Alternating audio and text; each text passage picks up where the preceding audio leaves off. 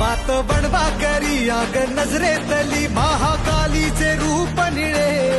दिव्य रूपे तुझी दंगदाही दिशा तुझ्या क्रोधाने दैत्य जळे देह हो